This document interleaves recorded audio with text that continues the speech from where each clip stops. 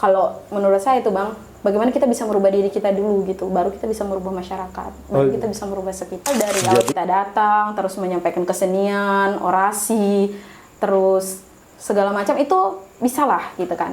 Setelah itu baru kalau tidak digubris baru pembakaran ban. Jadi biasanya pembakaran ban itu yang dilakukan kalau memang sudah tidak digubris.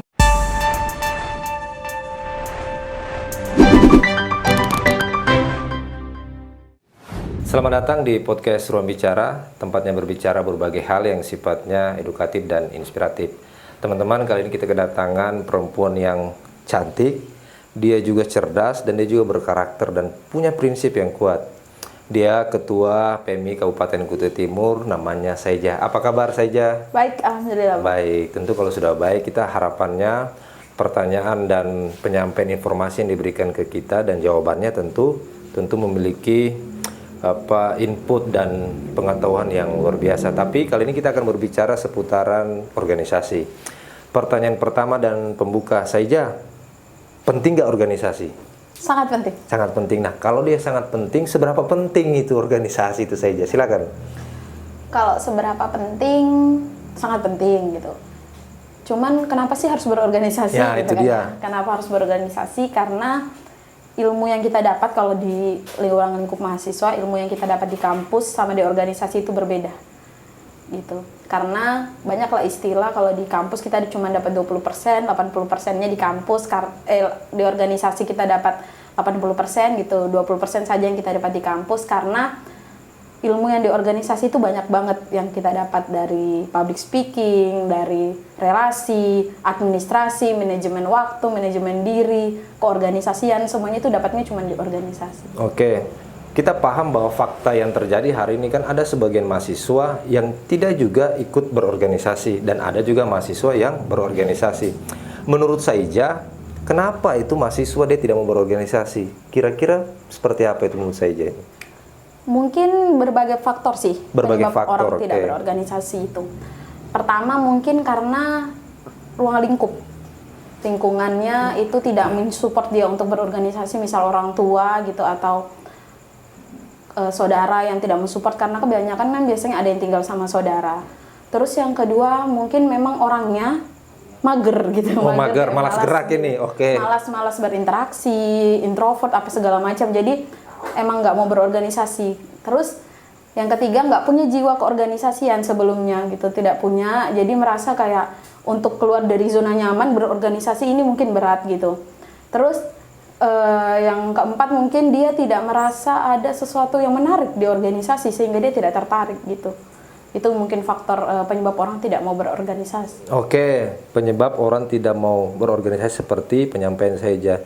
Kita paham juga tugas-tugas kuliah menumpuk, aktivitas-aktivitas kampus yang menumpuk, terus sama juga aktivitas di keorganisasi menumpuk dan padat.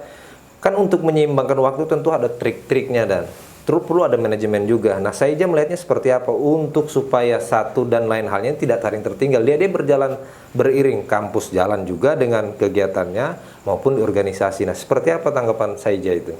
Jadi keputusan untuk berorganisasi artinya kita tuh siap untuk memanajemen waktu kita gitu. Karena kita sadar bahwasanya aktivitas di organisasi jauh lebih padat daripada aktivitas kuliah kayak gitu. Jadi semuanya itu apakah bisa beriringan? Bisa beriringan. Apakah betul-betul banyak orang yang sudah mengalami itu dan ternyata bisa. Jadi semuanya kembali pada bagaimana kita memanajemen waktu, dan itu dipelajari di organisasi. Gitu. Jadi kalau ternyata ada anak organisasi yang tidak bisa memanajemen waktunya, berarti tidak tuntas itu belajar tentang manajemen waktunya gitu. Karena semuanya bisa beriringan gitu. Beriringan. Oke, saya akan masuk pada poin. Kan kalau berbicara organisasi dan dunia kemahasiswaan kan ada berbicara tentang agent of change, ada juga yang berbicara tentang iron stock, ada juga berbicara tentang moral force, dan ada yang berbicara tentang social control. Saya ingin masuk pada poin yang pertama, agent of change, agen perubahan. Nah, agen perubahan yang dimaksud ini seperti apa menurut saya ketika kita sudah masuk dalam keorganisasian mahasiswa? Jadi agen perubahan yang dimaksud dengan kemahasiswaan itu bagaimana kita bisa membawa perubahan kepada masyarakat. Membawa perubahan kepada masyarakat, ya, oke. Karena output dari mahasiswa itu kan sebenarnya bagaimana dia menyampaikan penyambung lidah rakyat gitu kan ya. Bagaimana dia bisa melakukan perubahan gitu kan. outputnya itu gitu. Bagaimana kita bisa melakukan suatu perubahan, tapi semua itu bisa berubah kalau kita ngerubah diri dulu gitu. Jadi poinnya perubahan yang kalau menurut saya itu Bang, bagaimana kita bisa merubah diri kita dulu gitu, baru kita bisa merubah masyarakat, baru kita bisa merubah sekitar. Jadi agen perubahan itu tentu harus dimulai dengan diri kita sendiri tuh, sehingga kemudian kita bisa melangkah ke hal lain. Nah, terus kalau berbicara tentang Iron Stock sebagai generasi penerus, kalau disambung dengan agent of change tadi terkait perubahan, kira-kira apa kaitan langsungnya dengan sebutan sebagai generasi penerus sebagai generasi, sorry teman-teman ini agak belibet sedikit karena kondisinya sudah malam teman-teman. Nah tadi berkenan dengan apa Iron Stock berkenan dengan generasi penerus. Oke. Tanggapan saja seperti apa itu berkenan dengan generasi penerus itu? Pastinya karena dunia ini berevolusi gitu kan. Berevolusi. Ada suatu perubahan yang terjadi gitu. Harusnya sebagai generasi penerus bangsa gitu, kita harusnya lebih memahami situasi dan kondisi hari ini gitu. Karena untuk melakukan suatu perubahan, untuk merubah suatu sistem, pastinya kita harus tahu dulu sistemnya seperti apa gitu. Jadi harus menyiapkan diri sebaik mungkin gitu, karena bagaimana mungkin misal kita mau melakukan suatu perubahan tapi di diri kita sendiri sumber daya manusia kita kurang gitu. Jadi harusnya kita menyiapkan diri dari sekarang, apakah kita siap menjadi generasi penerus yang betul-betul berkualitas atau tidak gitu. Jadi harus melakukan perubahan itu dulu kalau kita mau menjadi penerus yang berkualitas. Jadi pondasi dasarnya berkenan dengan generasi penerus itu ada kaitannya juga berkenan dengan perubahan di dirinya gitu ya. Baik itu mungkin moralnya ataupun berkenan dengan pengetahuan. Saya lanjut pada poin ketiga saja. Poin ketiga kan berbicara berkenan dengan moral force. Nah, apa yang Saija sudah lakukan dalam posisi sebagai ketua PMI dalam konteks moral force tadi itu? Moral force? Moral force, misalnya gerakan-gerakan moral atau misalnya berkaitan dengan sensitivitas masyarakat. Misalnya ada kejadian di satu wilayah, misalnya ada tanah yang dirampas mungkin oleh pihak perusahaan dan seterusnya. Itu kan ada gerakan-gerakan moral yang harus dilakukan lah. Karena kemudian itu sebagai tuntutan juga sebagai mahasiswa yang kaitannya agen perubahan tadi. Nah, moral force apa yang kira-kira Saija pernah alami sehingga saya berketuk atau tergerak hatinya ingin untuk bergerak mengadvokasi persoalan-persoalan tadi itu? Jadi kalau di PMI sendiri kita mungkin lebih ke kebersamaan dengan masyarakat marginal gitu. Jadi kalau punya PMI misal punya program sekolah jalanan gitu. Jadi itu sih bagian anunya. Terus kalau pengadvokasian, PMI juga pernah mengadvokasi kekerasan seksual, dan PMI selalu membuka ruang kepada masyarakat apabila ingin dibantu gitu dalam penyaluran segala macam, karena memang kita kan tidak punya khusus gitu, misalnya kayak LBH ya, maksudnya gitu. Jadi sebagai penyalur, pastinya harus bisa sebagai penyalur pengadvokasian gitu. Nah, berikutnya Saija berkenaan dengan sosial kontrol.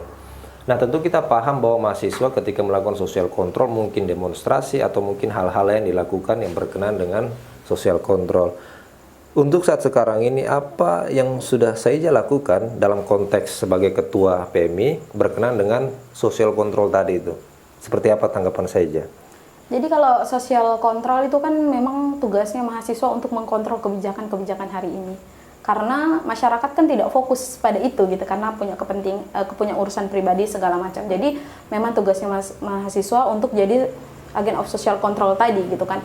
Kita harus mengontrol keadaan pemerintah hari ini, misalnya anggaran segala macam. Itu yang bisa mengkontrol itu harusnya dengan baik adalah mahasiswa gitu. Kalau misalnya dilakukan sejauh ini, ya entah itu audiensi, entah itu kritikus di media sosial, terus entah itu demonstrasi lah Bang gitu. Cuman sejauh ini memang demonstrasi sih yang sering dilakukan oleh mahasiswa. Nah, itu dia demonstrasi. Kan kita paham juga ketika teman-teman mahasiswa melakukan demonstrasi, turun ke jalan, kita lihat juga ada ban yang terbakar. Ketika ban terbakar itu kan tentu menyebabkan polusi udara lah. Dan ketika menutup jalan, kita lihat juga ada sebagian warga yang komplain, saya pergi kerja tidak bisa, atau saya ingin mengantar anak saya sekolah terhalang dan seterusnya. Apakah hari ini bisa dikatakan demonstrasi itu masih relevan tidak menurut Saija ketika itu dilakukan? Relevan atau tidak itu relevan sebenarnya. Kalau misalnya apakah demonstrasi itu masih relevan? Cuman ada yang namanya manajemen aksi. Oh, manajemen aksi, oke. Harus ada itu yang namanya manajemen aksi, misalnya penunjukan jenlab dan segala macam. pembakaran ban itu biasanya opsi terakhir yang dilakukan apabila tidak digubris sudah. Karena misal dari awal kita datang, terus menyampaikan kesenian, orasi, terus segala macam itu bisa lah gitu kan. Setelah itu baru kalau tidak digubris baru pembakaran ban. Jadi biasanya pembakaran ban itu yang dilakukan kalau memang sudah tidak digubris lagi Bang gitu. Setelah membacakan poin tuntutan apa segala macam. Kalau berbicara berbicara tentang iklim tadi, polusi dan segala macam itu sebenarnya salah gitu. Terus kalau pandangan masyarakat itu mungkin masyarakat tidak paham saja kenapa kita demo ini hari gitu. Nah, jadi harus ada penyampaian media yang betul-betul tersampaikan kepada masyarakat. Terus pihak keamanan itu harus bisa mengamankan, harusnya pihak keamanan hari ini bersama dengan mahasiswa itu harus sejalan gitu, bahwasanya mengawal kami pada saat demonstrasi. Jadi semua diamankan, terus jalan mana yang harus digunakan, terus surat perizinan aksi, surat pemberitahuan, maksudnya itu harus diberitahu dari hari apa biar semuanya bisa berjalan bersama gitu. Jadi, berarti ketika teman-teman mahasiswa melakukan bakar ban dan kemudian terbakar dan mengeluarkan asap yang banyak, tentu kan itu mengganggu juga, mengganggu. Tetapi itu kan tidak menjadi poin penting. Yang poin penting adalah penyampaian dari teman-teman mahasiswa. Berarti kan bisa juga kan demonstrasi tanpa dilakukan bakar ban, bisa juga mungkin seperti itu kan. Bahkan penyampaian aspirasi itu tidak harus dengan demonstrasi sih. Oh, oke. Kita bisa menyampaikan lewat media, pengiriman surat audiensi, segala macam. Karena biasanya demonstrasi itu paling terakhir dilakukan Bang. Kalau memang sudah tidak ada respon, gitu. Biasanya mahasiswa melakukan konsolidasi untuk demonstrasi. Berarti menyampaikan pendapat, alternatif dan opsinya begitu banyak ya. Mungkin demonstrasi, mungkin hearing, mungkin menulis di koran dan tulisan-tulisan ilmiah dan seterusnya begitu ya. Saja berikutnya tentu banyak yang kita akan bicarakan, tapi saya ingin masuk ke hal yang paling sensitif lagi berkenaan dengan kalau satu organisasi tentu kan ada itu cinta-cinta lokasi itu antara teman satu dan teman yang lain yang ketiga tergabung dalam satu organisasi sama, apalagi di kepengurusan tentu kan begitu. Menurut saya itu seperti apa itu cinlok di dalam organisasi dia?